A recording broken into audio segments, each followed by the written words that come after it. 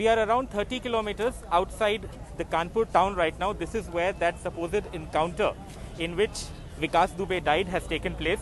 Alok is just going to move ahead and show you this TUV. This is a Mahindra TUV. And you can see that in front there is a shattered glass. And also this vehicle is overturned. Now the police version of the sequence of events is that around 7:30 a.m. in the morning, this car that was carrying Vikas Dubey, the gangster, and 4 other policemen, probably belonging to the STF unit of the police, overturned here on the highway that leads to Kanpur from Jhansi. When this car overturned, and you can see the state it is in, Vikas Dubey somehow managed to walk out of here, also with a police revolver, and escaped. There were other cars that were accompanying this one, and the policemen in this car, though injured, the police says, all of them gave chase. At a point of time, they managed to surround Vikas Dubey, and once they surrounded Vikas Dubey, they asked him to surrender. Vikas Dubey, they claim, instead whipped out the pistol that he had stolen from the cops from this overturned vehicle, and he then pointed it at the cops and started firing, and that is when the police had to fire back in retaliation, and that's when Vikas Dubey was killed. That is the police version. Now, of course, you can see over here that there is a lot of crowd, mostly media people, and a lot of policemen here too. We are told that a crane will reach here and take this jeep or SUV away from here. But those are the sequence of events that the police is talking about. You can see the state of the car must have been a very serious accident. For Vikas Dubey to have walked out of this car with a police pistol in hand and have to run away seems to be, well, incredible if nothing else. But at the moment, Vikas Dubey, the gangster, is dead. Right now, what you see over here is an attempt by the government to actually, by the police to actually bring in a crane and get this vehicle towed away from here. This is the SUV 500 or TUV 300, I'm sorry. The SUV in which Vikas was traveling when the incident happened.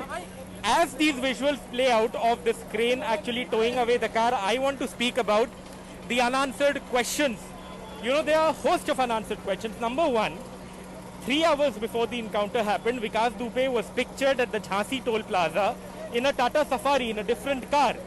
Why were cars switched? Why did he end up traveling in this SUV or in this TUV 300? That is something that needs to be answered.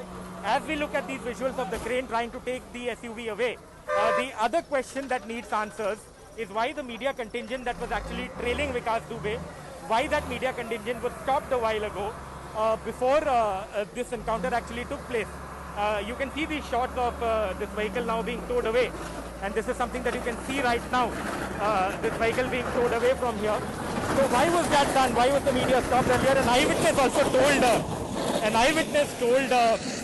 some reporters here that he had heard gunshots right here and that he didn't see any accident. Why did that person say that? These are all questions that need answers. There is one very, very striking aspect about this encounter in which the criminal Vikas Dubey has died. Now, look at the location where it has happened. Now, this is the Jhansi-Kanpur highway, and to this side, you will see this barrier over here that prevents the vehicle from skidding from this side to that side.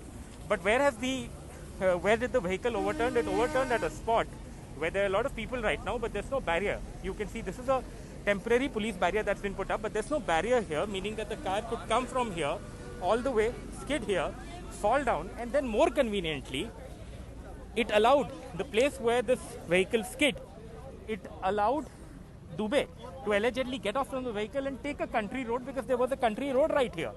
So two coincidences. One, that the vehicle actually skid at a spot where there was no barrier to prevent it from overturning on the mud side of the road.